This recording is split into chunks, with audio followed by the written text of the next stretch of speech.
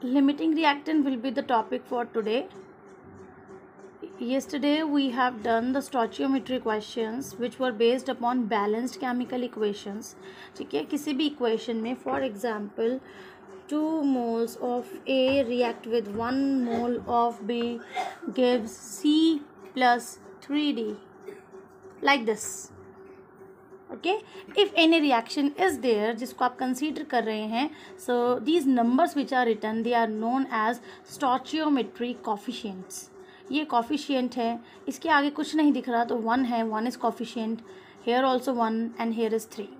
इनको बोलते हैं हम स्टोचियोमेट्री कॉफिशिएंट्स. ठीक है, ये आपको law of conservation of mass की वैलिडिटी शो करती है.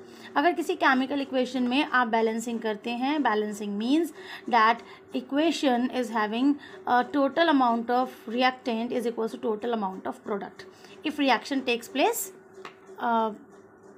कंप्लीटली अगर रिएक्शन होती है, ठीक है, फॉलो अप. तो आज हम लिमिटिंग रिएक्टेंट करेंगे, बट उससे पहले मैं कल वाले टॉपिक को थोड़ा सा ब्रीफ करूँगी. कल हमने ऐसे रिएक्शंस को बहुत तरीके से रीड आउट किया था. For example 2 mole of A reacts with 1 mole of B give out 1 mole of C and 3 moles of D. And molar masses के वे में भी किया था, है ना, and number of Avogadro numbers के फॉर्म में भी किया था. एंड मोलर वॉल्यूम, अगर ये सभी गैशियस सब्सटेंस हैं या इनमें से कोई एक या दो गैशियस हैं तो STP पर उनकी मोलर वॉल्यूम भी 1 मोल की कांस्टेंट होती है.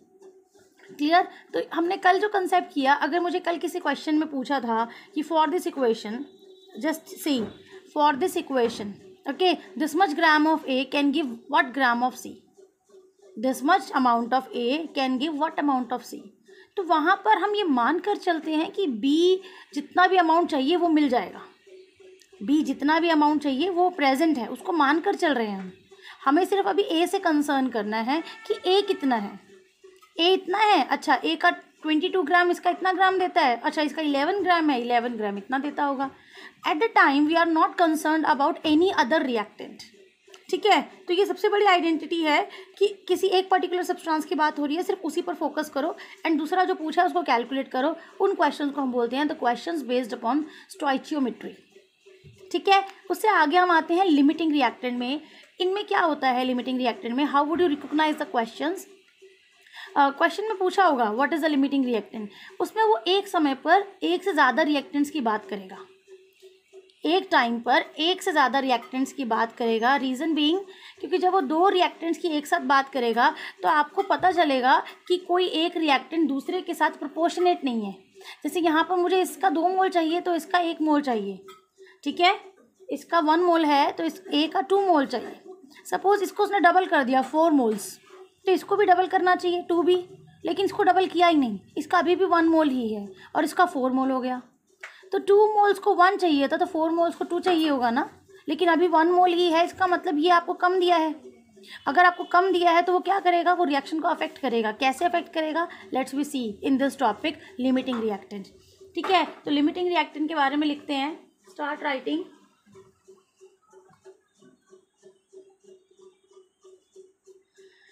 The reactant, write down, the reactant which is present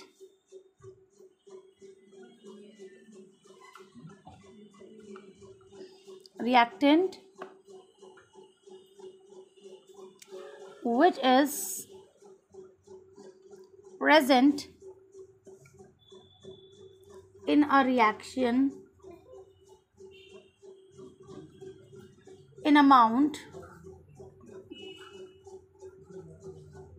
lesser than required as per balanced chemical equation. ठीक है बेटा, as per balanced chemical equation. Limiting reactant is the concept. So यहाँ पर मैं लिख रही हूँ एक डेफिनेशन जो एक्सिस रिएक्टेंट की है,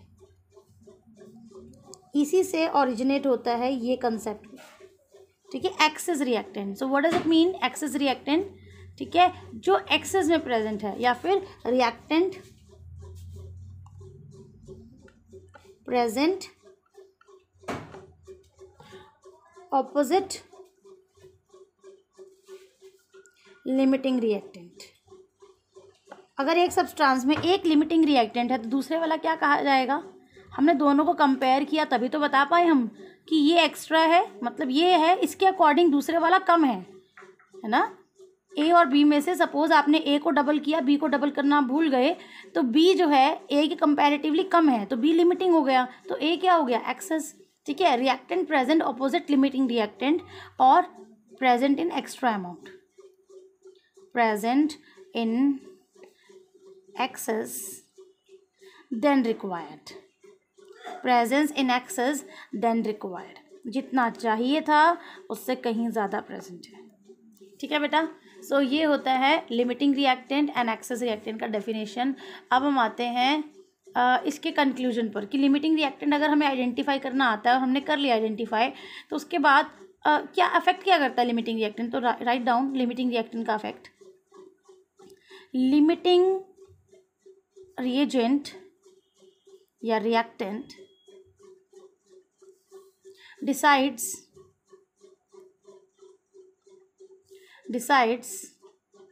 the product yield,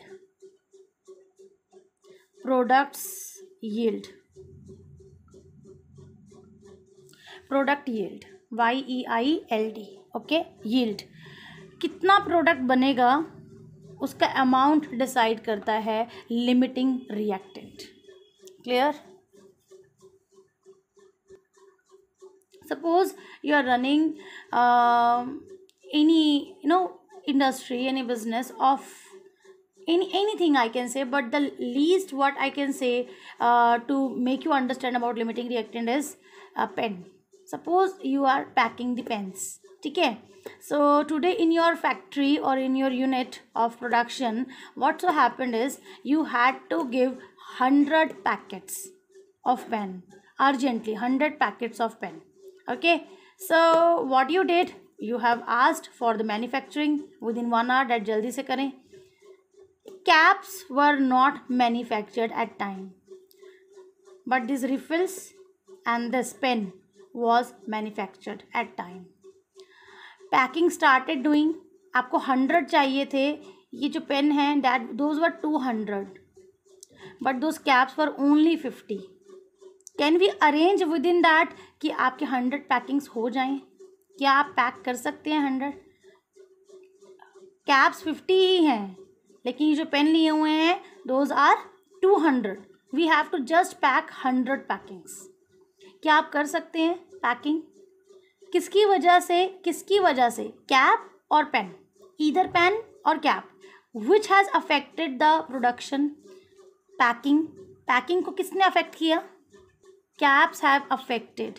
कैप कम थी, 50 थी, हमें 100 चाहिए, उनके बिना काम नहीं चलेगा, चाहे इनका प्रोडक्शन 500 ही क्यों ना हो जाए. लेकिन आज 100 पेन नहीं जा पाएंगे अगर ये कैप 50 ही रही तो. समझ आया आपको? Who decide the packing, who decide the final product? The limiting reactant. जितना लिमिटिंग रिएक्टेंट होगा. अच्छा, कितने पेन पैक हो सकते हैं प्रॉपरली? कितने पेन पूरे तरह से पैक हो जाएंगे जिनमें कोई भी प्रॉब्लम नहीं आएगी? 50. इफ आई से somehow they could manage 10 more caps, 10 और कैप आ गई तो 60.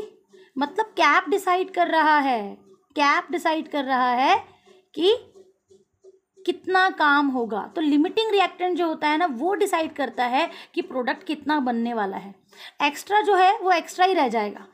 जितना कैप को चाहिए पेन, उतने पेन यूटिलाइज हो जाएंगे. 200 में से 150 पेन जो हैं वो अनयूटिलाइज रहेंगे, अनपैक्ड रहेंगे, because they didn't get the cap at time. आया समझ? तो ये एक कंसेप्ट है, छोटा सा, आप समझ सकते हैं. पैकिंग समझ रहे हैं? ठीक है. हाँ, तो लिमिटिंग रिएक्टेंट को इस तरह से हम समझ सकते हैं. The question says zinc and hydrochloric acid react accordingly. Zinc with 2HCl, ZnCl2 plus hydrogen gas. Okay, normal reaction है metal with acid. If 0.30 mole of zinc are added to HCl containing 0.52 mole, how many moles of hydrogen are produced? This is the question. ठीक है. So we have to go with right now. अभी question हमारा deal कर रहे हैं moles के साथ. So will go with moles. ठीक है. आप किसी भी एलिमेंट से स्टार्ट करो. ठीक है, जिंक है, हाइड्रोजन, देखो दोनों रिएक्टेंट दिए हुए हैं। जब भी लिमिटिंग रिएक्टेंट का क्वेश्चन होगा ना तो 2 रिएक्टेंट का अमाउंट दिया होगा, ये बहुत अच्छी आइडेंटिटी है। तो यहाँ पर आपको साफ दिखाई दे रहा है जितना जिंक होता है HCl उसका डबल है। 1 mole of zinc 2 moles of HCl। Did you see 0.30 mole of zinc को कितना चाहिए होगा HCl 0.60, यहाँ कितना दिया हुआ है 0.52। Did you understand? ये कम है, जितना चाहिए उससे कम है ना। लेकिन हम इसको कैसे करते हैं, we should have a method, unitary method. तो start with unitary method. Let me again tell you the question answer we started with 1 mole. Just read out the equation given to you. 1 mole of zinc react with 2 mole of HCl. So what is given right now? 0.30 mole. वो किसके साथ react करेगा? 0.3060 मोल of HCl.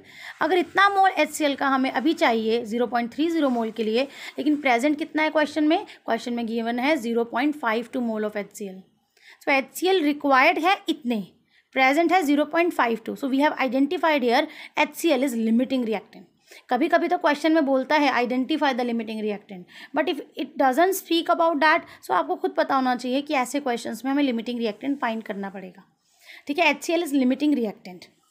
अब अभी मैंने आपको एक application बताई थी that limiting reactant decides the product formation. कितना प्रोडक्ट बनेगा that's going to be decided by only limiting reactant. Question देखो क्या है, क्वेश्चन है how many moles of hydrogen are produce, means they are concerned about product formation. So let's do product formation. Clear beta? So limiting reactant will decide the product formation, that is hydrogen gas, how much hydrogen gas is produced. So यहाँ पर हमने उसको equivalent कर दिया. ठीक है, 2 HCl, 2 moles of HCl give 1 mole of hydrogen. So what were the moles present right now? 0.52. They are giving you 0.52 divided by 2, 0.26 mole of hydrogen. This is the answer of our question. ठीक है, limiting reactant में हमेशा आपको जो reactants हैं दोनों reactants का amount for sure देगा. ये एक हिंट है कि क्वेश्चन के अंदर लिमिटिंग रिएजेंट होगा. ठीक है, और तब वहाँ से वो आपको बोलेंगे कि प्रोडक्ट बताओ कितना है.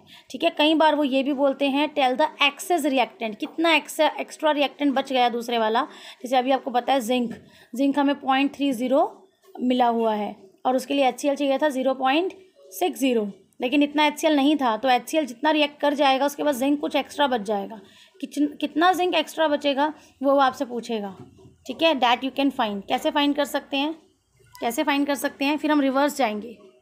2 moles react with 2 moles of HCl react with 1 mole of zinc. 0.52 will react with, आप कैसे करेंगे? आंसर आ जाएगा 0.26. 0.52 किससे रिएक्ट करेगा? 0.26 मोल से. आप यूनिटी मेथड से कर सकते हैं.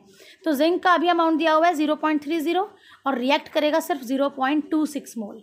तो माइनस करके आपको मिल जाएगा 0.04 mole of zinc will remain excess reactant. ठीक है बेटा, एक्स्ट्रा जो अनरिएक्टेड बच गया, जो नहीं रिएक्ट किया. ठीक है, that also can be asked some time.